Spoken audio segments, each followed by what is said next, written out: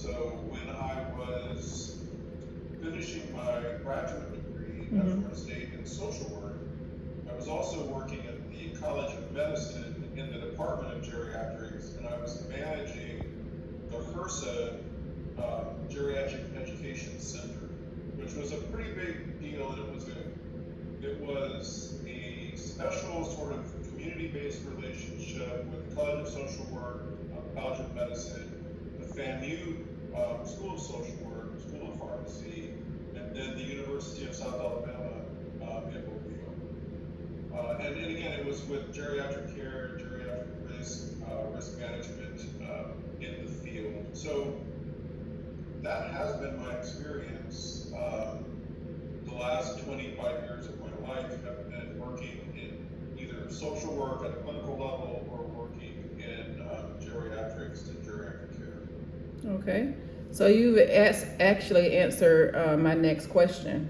What were some of the highlights or success of your career as in working in the clinical spectrum? So I think that working at the College of Medicine was something that I really enjoyed. I worked with Pam Brummel-Smith, who was the chair of the Department of Geriatrics, and Dr. Alice Pompadour, who was a wonderful clinician. Both of them have retired since then. I also worked with Dr. Rob Lukoff at the College of Medicine. He's still there. Okay. He has developed a couple of programs. One is called ACTS, which is African American Caregivers. I think it's training, teaching caregivers how to be better caregivers, but also by doing so, how to take care of themselves. Right. So one of the things that he and I created together back in 2005, 2006 was a program that was based on telecounseling.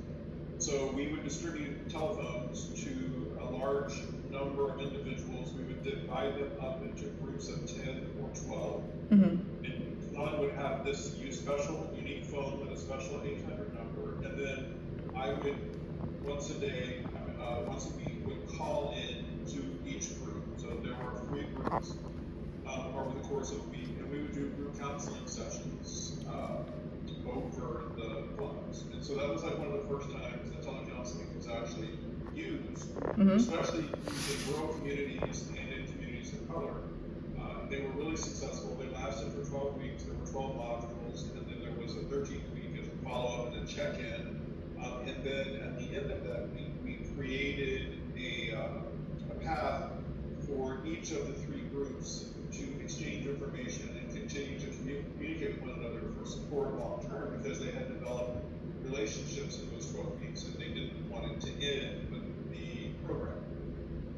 So I was very proud of that. But probably what I'm most proud of is being the CEO for Big Bend Hospice these past 4 years, and then seeing the changes that we're going through as a hospice, becoming a whole healthcare program. Okay. That's what I'm most proud of, really, in my career. So, and of course, being in the Marine Corps, I'll be forever proud of that, although that was so many years ago. But yeah, so those are some of the highlights for me that really stick out. All right. What factors do you consider most often when planning for Big Bend for planning for Big Bend Hospice, as well as including the staff as well as stakeholders? So that's a big question, because there are a lot of variables that go into healthcare, right? Because healthcare is the sum of its parts, and there are like a million moving parts to healthcare all the time. It changes almost daily. The rules and regulations change. I can give you a good example of when everything flipped upside down was when COVID came. Prior to COVID, we followed a very specific path for how we dealt with everything, all the complexities of working in a hospice healthcare / environment, including our conditions of participation. When COVID happened, everything stopped and then flipped upside down on a dime, and we had to learn how to navigate that with no roadmap. Like, none of us had ever seen it before. So we had to figure our way through it the best that we can. So I think that the challenges that I see in healthcare now were exacerbated by COVID. COVID gave us many opportunities, I think, and tools to create change. For example, telehealth, telemedicine, teams, much better ways of communicating, off-site working, on-site learning. But we struggle with those every day because still CMS, which is Medicare and Medicaid, changed the game plan and changed the rules, and they're about to make it increasingly challenging for smaller entities to survive because they're changing from a fee-based service to a value-based service. Yeah. When they change to a value-based service, which could be coming up in the next couple of years, anyone who doesn't have word to scale, right? And scale means that we are this big and we have to become this big so that the number of patients we have is enticing to the payers, the different insurance companies that are out there, for them to partner with us because they want to see that there's a value for the dollars that they spend. And if we're going to be a payee, they're going to pay us to take care of their patients. They have to know that there's a value for what we're doing. And so that is what I see as the biggest challenge that we're facing, coupled with staffing. Staffing is huge. It was problematic before COVID. COVID made it 10 times worse. It has not recovered. I don't see it recovering anytime soon. I'm talking 3-5 years. I don't see it. So it's going to continue to be a double and triple threat for us. Rules and regulations with CMS, staffing, and then reimbursements and different models of care that they're piloting. And do we measure up? Are we big enough for them to say, okay, we're going to take a risk on you, Big Bend Hospice and or Seven Oaks, and give you a chance to participate at this level, but if you can't perform, then we're going to cut you out of the program, and then you're on your own, right? And that's a scary place to be in a changing environment. Yeah. So, being that Big Bend Hospice is what we will consider the hometown hospice, we have, one may say, a competitor, which is Covenant Care or Covenant Hospice. In your opinion, what makes us different from Covenant Hospice? So Covenant has changed their game plan a little bit over the years, where I believe much of their focus has transitioned away from hospice and more towards home health. They have a very big, robust home health program in Tallahassee. Their census is in the hundreds. It's a very large census.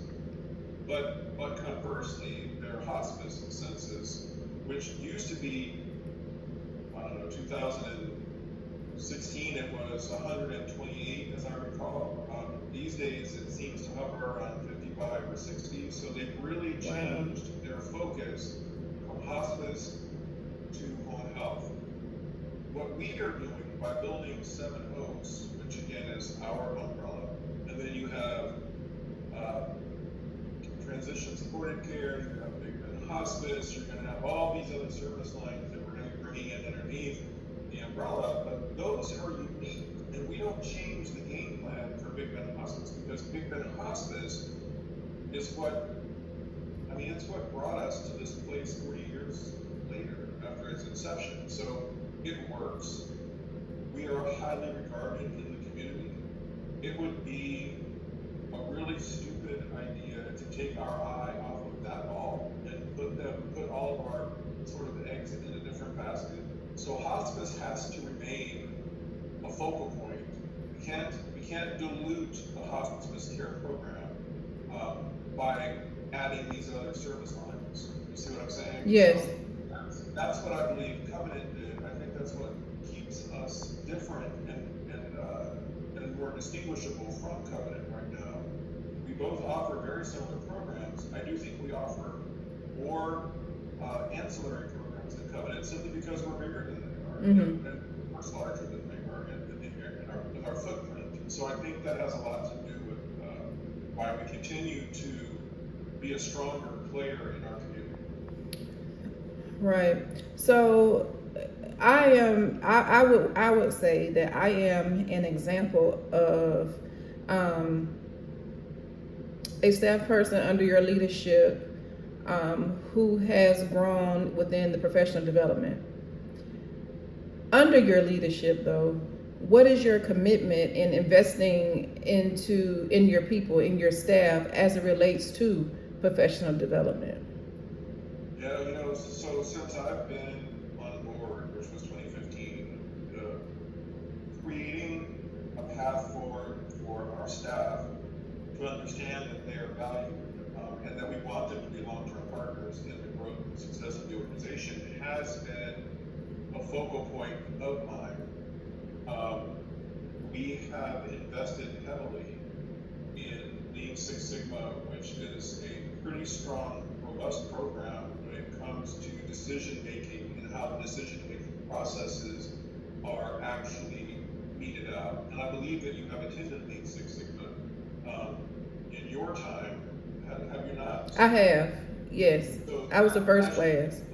There you go. So that's part of, we now have 46 of our leaders and managers trained in Lean Six Sigma.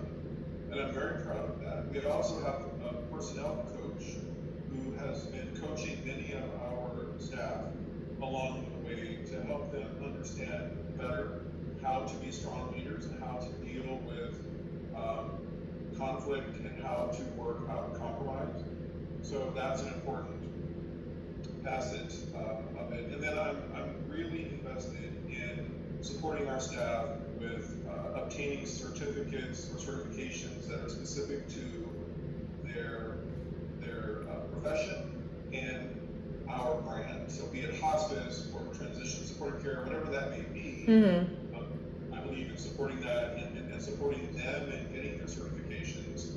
And we're looking into bringing on board a scholarship program, right? So that'll be a future opportunity for those staff who want to go back to school, and then they'll get the X number of grades, have to, whatever it is, in order to be considered for reimbursement. But I think that's a focus for me, is just continuously looking at how to invest back in, and those investments have cost us millions of dollars. Wow. But at the end of the day, every single investment that we make in our staff is an investment in our future and in our stability as an organization. Because if you think about how challenging it is for staffing, as I mentioned, to try to find additional staff and new staff, as we're building these new programs, we need people to staff them. It is far more expensive to have trained staff that leave your organization, because they take all of that institutional knowledge and those years of longevity with them, and then you have to go out and recruit and find a new person and onboard them and teach them. It takes a year or more to get them up to speed in their positions. So it's far better to invest in your staff and hope that they enjoy what you're doing and what they're doing, and that they're going to stay, rather than replacing them if they leave. Okay, so under your leadership, you have established a DEI, diversity, equity, inclusion department. And one of my, as my mentor, I have admired you for years at afar as it relates to just your drive, your personality, but more importantly, what you do and what you see in individuals, regardless of sex or race.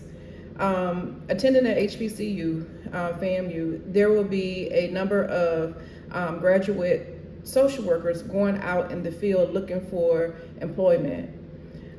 Some come from a background where they were the first. What advice would you give a minority coming into the workforce where there is a staff that exists of people that may not look like them? I think you and I have talked about this before, so don't take this the wrong way. But the first thing that I would do would be to eliminate the minority from your vocabulary, and everyone's vocabulary. If you think of yourself as a minority, then you set obstacles in your path that don't need to be there. Okay. Society may do that for you, but that doesn't mean that you have to buy into the title of minority. And I've often taught my students, I've taught graduate school for 10 years. Right. University, very proud of that. I taught every single semester. I always would talk to them about how important it is to be empowered to see yourself as someone who has great worth and value to the community, and that it only takes one person to change the world. Okay. So you do something to change the world. And again, it's a term that we use in this country to describe something. Mm-hmm. That's how we understand it, because we've been using it forever. So we say majority and we say minority. But I'm always hesitant to use that word when it comes to human beings, because I want people to see that their value is tremendous.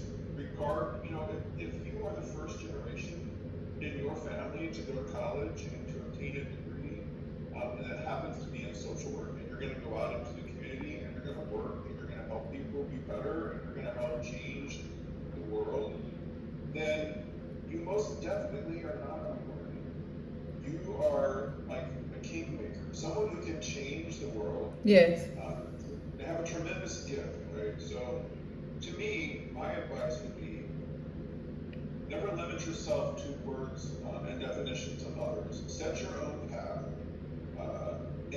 and just be the example that you want people to see. I mean, you know how it is, T. You and I have talked about this many times over.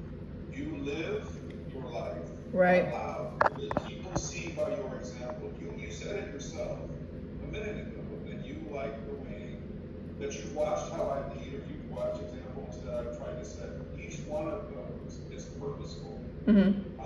It's not ever accidental. I mean, I purposely try to find ways to promote people within the organization who I see with a certain skill set or strength or ability or confidence or lack of confidence. If you think about our friend Alexis, to do better, but look where she is now. Right. Because A, I saw an opportunity, but B, you made an investment. You made a substantial investment in one human being to help her achieve her dreams and her goals. And look how far she has gone. Right. There are many others. She's not the only one that you have touched. And so that would be my advice to anyone who's a newly minted social worker or a newly minted anything, as a first generation academic who is going through college, which is extremely challenging in and of itself. So when you come out with that piece of paper that says, you are now this, that's a pretty remarkable thing. And so be proud of it, get out there and make a difference, change the world, and just do what you're meant to do. And this is why he is my mentor. A couple more questions. As it relates to Big Bend Hospice, what are some of the goals for this fiscal year? Oh Lord, that's a big one, because we are on the cusp of change, and so we are now bigger than we have ever been, because our board just voted to become an affiliate with TNH, mm-hmm. which is a very big deal. By doing so, we'll be working closer with the Bishop College of Medicine. We'll be working with the Appalachian Center. We'll be working with many other not-for-profits in our community to establish a not-for-profit model of healthcare. Our goal has been to keep healthcare local and to keep the decision-making for healthcare local, whereas for-profit entities tend to have parent organizations that might be in San Francisco or Chicago or Boston or Miami, and they would be making decisions for our local communities. Mm-hmm. And we didn't want that to be the case, so we moved in the direction of creating this sort of holistic model of healthcare based on a not-for-profit model of care with our community partners. And really, that is the biggest thing on our event horizon. So as I look out 2, 3, 4, 5 years from now, I see that as our biggest hope for survival, because for 40 years we've been a small hometown hospice. We cannot be that anymore, but the way that healthcare is changing, and so by affiliating, it has changed our trajectory and it has changed our future tremendously. And as we build towards that model of healthcare delivery, especially when it comes to rural communities and communities of color, we are working diligently to ensure that we will be that driving force for healthcare in our North Florida region for decades to come. All right.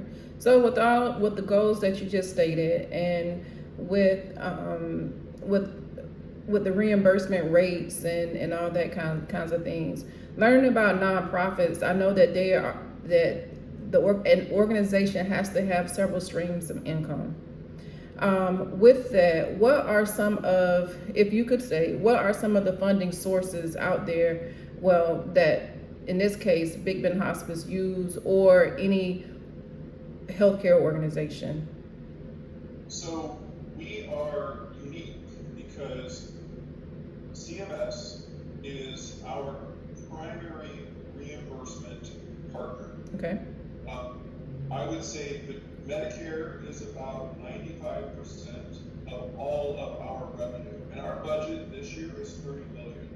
So if you've got $30 million and 95% of that has come from Medicare, about 2%, 2.5% comes from Medicaid, and then the other remaining 2.5% comes from private pay, private insurers,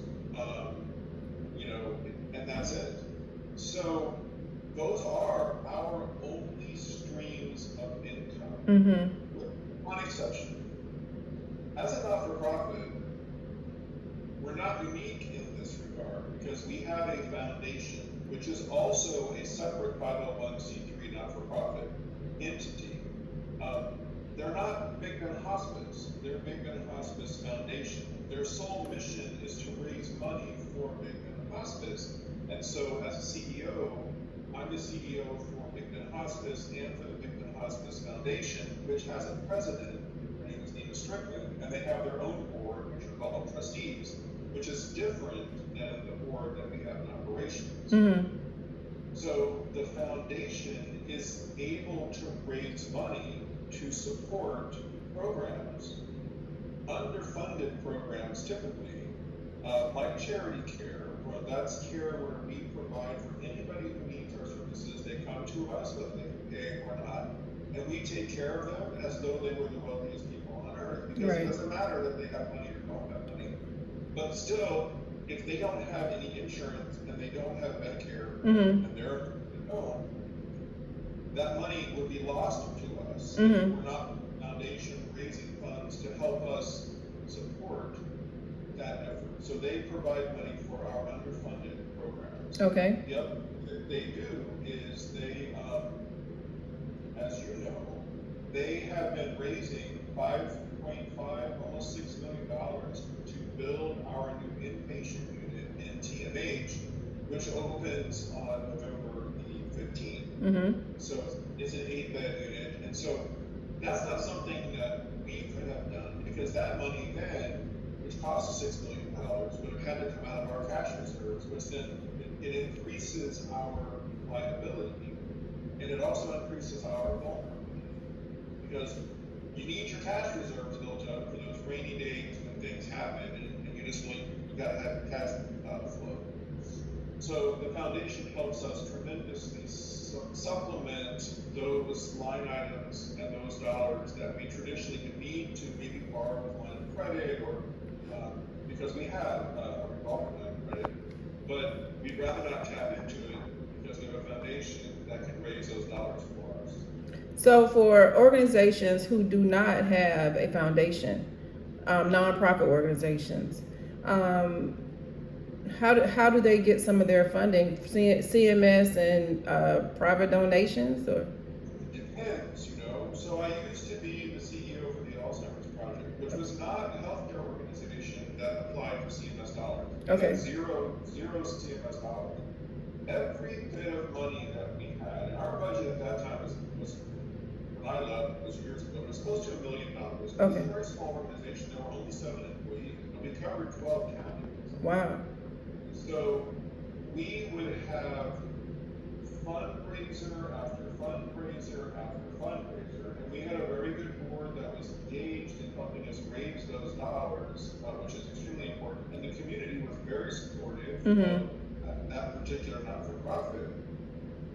And then we would have to, like, I would study and write grants. So I would write grants to, like, the Fruoff Foundation or CHSP, which is local. Or, you just find ways. If you're the CEO, it's your job to keep the doors open and make sure you're funded. So you find ways to look for money that's out there. And it has a lot to do with relationship building. It has a lot to do with sense of community and being present so that people know who you are, who you're affiliated with. So, I mean, it's different because the government doesn't fund most of the not-for-profits in our community are not funded by CMS. Wow, I didn't know that. So they got to find their own way. So, you just mentioned that a CEO would have to be very intentional in relationship building and research as relates to different funds out there for their mission. Well, let me just throw this one back on you, Madam Interviewer. You have your own not-for-profit. I do. If I'm not mistaken, you have 1 or 2. 2, yes. So when you think about, you guys would not be able to go apply for CMS funding. If you need funding to help support your programs, you have to rely on community support. You have to look for grants. You have to look for opportunities to, have a bake sale, do a walk, have a run, do a dance. You remember the Jesse Furlow dance that we had in Madison County, in Quincy. That dance raised money. It did. Right? It's money for our foundation. It didn't raise money for operations. Now it did. Some of it would eventually come back to operations in underfunded programs in Gadsden County specifically. But as someone who has created a not-for-profit and run a not-for-profit and coached your son in how to do it, it's very complicated. It's easy enough to set one up. Right. It's a whole where you keep it running and keep it highlighted and funded. And you know as well as I do, because I did this too, is you fund a lot of it yourself. It comes out of your pocket. Exactly. It does. It does. What are some of the major challenges in funding and services in a nonprofit such as Big Bend Hospice? I didn't understand the question. What are some of the major challenges for funding and services as an organization like Big Bend Hospice? So really, for Big Bend, it's different for us because, like I said, so much of our compensation comes from CMS. In total, 97 to 98% of it. The biggest issue that I could see in that regard is when they change over from fee-for-service to value-based, then what happens? Then what does it look like? And that will be a dramatic change because there will be a reduction in how much money we will get from them. I don't know what it will be. It could be as much as 12 to 15%. Wow. Which would be, if you add that up, 50% of $30 million, that's no joke. Yeah. So it just depends on Wow. how far they go down that rabbit hole. Wow. So to get ready to bring it to an end, want to kind of talk to you a little bit more about your career experience. Given your years of experience as a social worker and also a CEO, do you mind sharing a little bit of what you still struggle with within those roles? I struggle with having to give people bad news. I hate that. I always want to give good news and I want to build people up, but sometimes the people that report to you need coaching in a different different way, and sometimes that coaching is not well received. And again, that would be on me or whoever is providing the feedback to that individual to ensure that the message is clear and that the message is not a surprise. But giving, having challenging conversations like that and sometimes giving feedback that is less than positive is something that I absolutely hate to do. And yet, I do it every single time. Yeah. I can't run from it. It's my responsibility. I can't shirk it. I can't duck it. That would be horribly irresponsible, not only to the organization, but specifically to the person that I'm supposed to be mentoring and helping them come along, that I'm responsible for as a direct report. Mm-hmm. So I'm very mindful of that, but I do struggle with that. I think probably more than anything. Thank you for sharing. Life, that's just Yeah. the fact of life. You have to have these conversations that are sometimes tough to have with people that report to you. Right. And there has to be order in the system. You have to have that chain of command. You have to have that direct line of communication. And sometimes they're just uncomfortable to have. Right. Well, thank you for sharing that. In the profession of a social worker, what are some things that you feel social workers can improve on? I'll tell you what they can. Social workers should really take the opportunity to again look inside, understand that their value is tremendous to whatever they want it, because getting into social work means that you have a compassion for helping people and helping create change processes, to me. And so if that's your gift, if that's what you bring to the world, then your worth means something, right? And everything, I think it's unfortunate that value in our society is based on compensation, how much money you make in your position is always such an issue for people because that's how we make a living, that's how we support our family, that's how we do the things that we know to do to save for our future, to live our lives.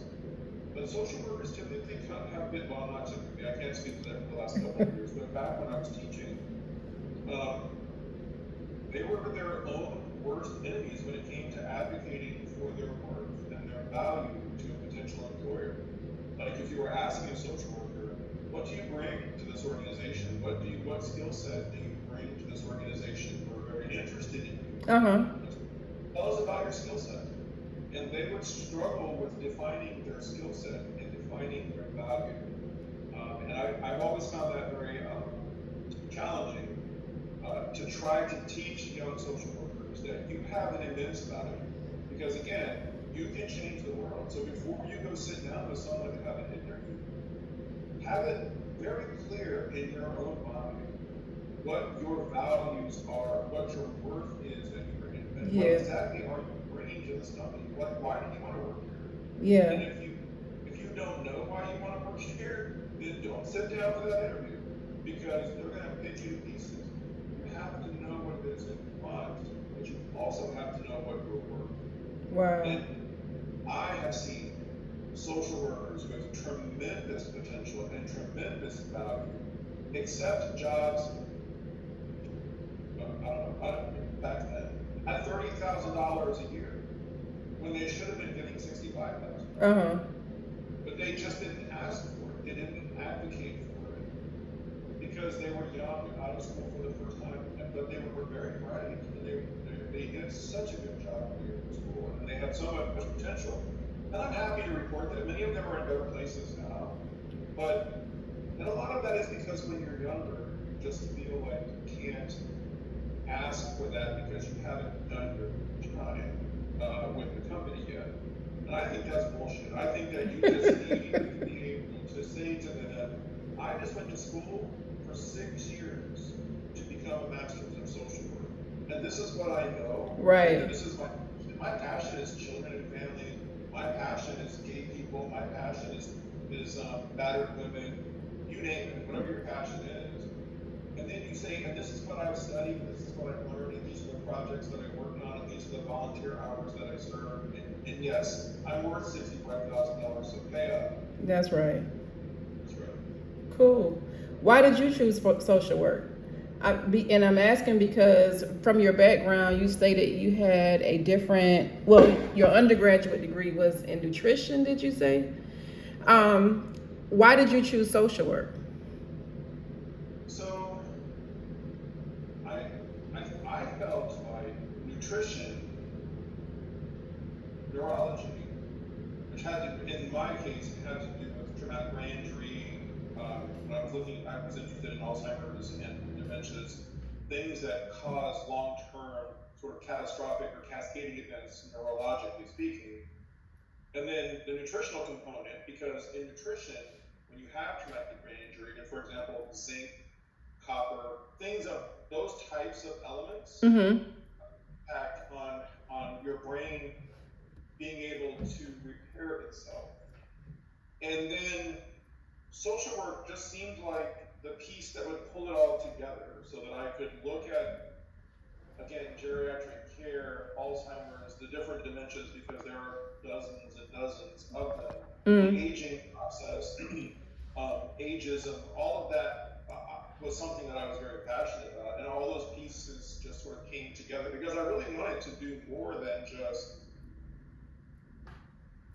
be a dietitian or be this nerd that understands neurology. I wanted to be able to put the pieces together and work clinically, but I also wanted to be open to doing something more administratively in leadership to really changes and differences in the community that I was serving and that I was working in.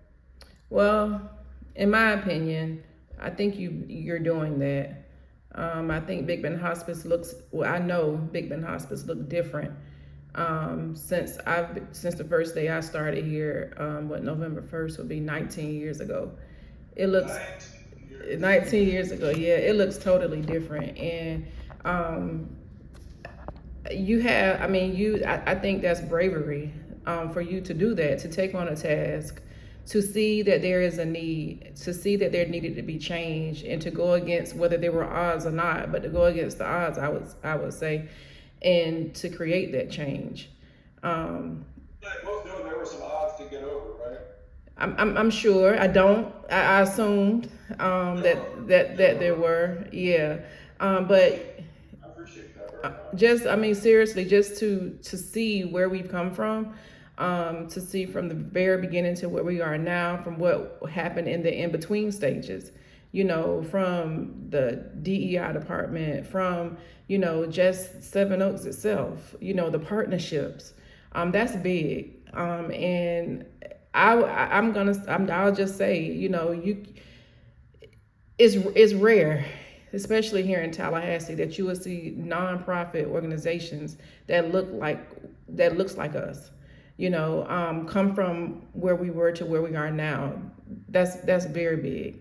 And know that the community sees that. And I think that's a good thing. And I've heard good things about it.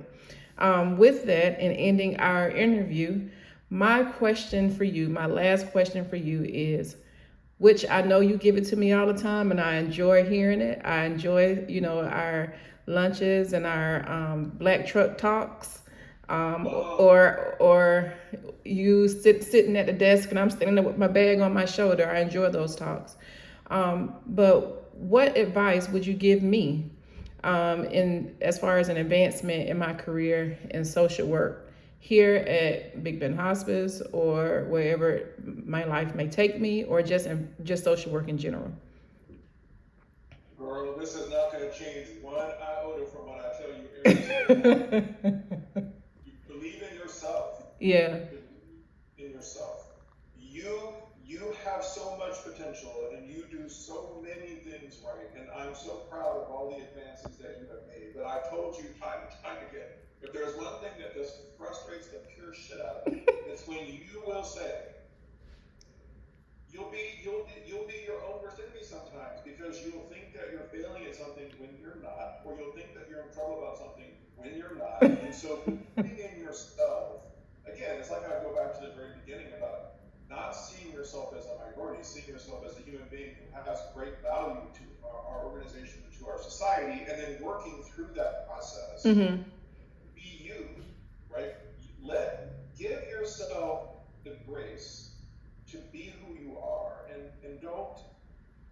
I don't give a shit what anybody else says about the stuff that you do. I care about what you do and then what I see you do, because I watch it. I mean, I'm a CEO and I'm not there 24/7, but I am engaged and I do pay attention. And so I see what people do. I see what you do. I've noticed the strides that you've made. So that would be my advice to you: is believe in yourself. Don't let anyone ever, ever, ever push you into a corner where you start to doubt your ability. That's what gets you in trouble with me, is when I see you letting that happen, and I know that it's just a bunch of crap. I'm like, why would you listen? Instead of listening to your heart or to you, why do you listen to others? Because baby never sits in a corner, right? Right. Footloose, baby doesn't sit in the corner. Don't you forget it. All right. Well, thank you for that advice. Again, I always enjoy it. I always need it. I always take it to heart. As you see, I go back and it maybe it's good or bad. I go back and I dissect it. But it's so funny because I feel that it always comes back as a confirmation. Like the text I sent you after our lunch. It was a confirmation for me, and I was like, oh yeah, he was right again about that. Yeah. So, Well, and for me, it's not ever, honestly, you must believe this, it's never about being right. I know. It's really about helping someone see, like, I want you to always see what your worth is, because I think your worth is tremendous. Thank you. And I've told you that since day one, and that you could, remember when we had these conversations back in those days, and I would say, you could be whatever you want to be. I do. And I would say, this is my favorite, let me wag the finger. I would say is, like, if you stick an anchor, you wrap that 500-pound anchor around your ankle, all it's going to do is keep you from getting to your future. It's going to keep you from getting to your destiny because it's dragging you down. Right. So you can never let those things up, and we've talked about this. We have. Of your past continue to weigh you down, because if you don't cut that shit loose, you will never get to the stars, right? And your destiny is in the stars. It's not back here like in the weeds. That's right. Stay out of those weeds. Stay out of those weeds. I appreciate that. Well, Bill. Also, let me say this. I think a couple of things about this interview. I think that you did a really good job with the interview process. I'm very proud of the fact that you had your questions, everything lined up, and you just kind of conducted yourself so professionally. You look really, really nice. You're all dressed up for it. Again, I look like a gypsy, but you don't. If you show me better this damn thing, I'm gonna get you. So I think that you did a really good job with it. And interviewing anyone is challenging. But interviewing your CEO can also be kind of challenging. Yeah. But it just is, right? Even though we know each other very well. But you did a good job. So thank you for taking the time to put into it and to do it as well as you did. Thank you for allowing me to interview you. I hate that everybody doesn't get to see my mentor. I talk about you all the time, and But you know how I cuss sometimes, and so that's what makes it even better. That shows the passion, and I promise you, everybody in that class probably curse, but no, to me it shows the passion and it shows the realness, because I think I said this in orientation. People, when we're talking about microaggressions, when you apologize, you can apologize all day long, but I think people see the sincerity of the apology. And for me, I see the passion of what you're saying just by your colorful language. And it's it's not bad. I mean, it's for real. It's just your realness. And that's what, honestly, that was one thing that drew me. My mom, though, she'd have watched my mouth episode 10 times over. I know she would. And she's probably turned over the grave right now. Lord, please show this interview to But you know what? She may be, but she also probably sitting there like, that's my son, with a smile on her face, because she knows your personality, and that's what I'm saying. You know, people respect and appreciate realness. You know, because you can give me the BS all day long, and honestly, for me, I'm like, oh yeah, because then I begin to question it. But when you're, as you like to say, your authentic self, you know, that's what makes it more real and more receptible. Okay, if you want to show this to people and you're going to take the responsibility for my colorful language, then you can show it.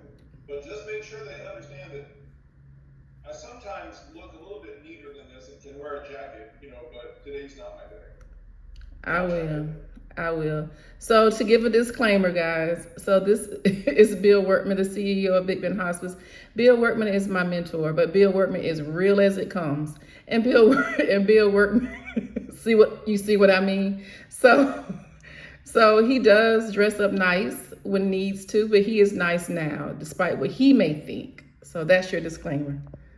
All right, that works for me. All right, team, have a really good afternoon. And again, thank you. I appreciate the interview and your patience with my process. Thank you, Bill.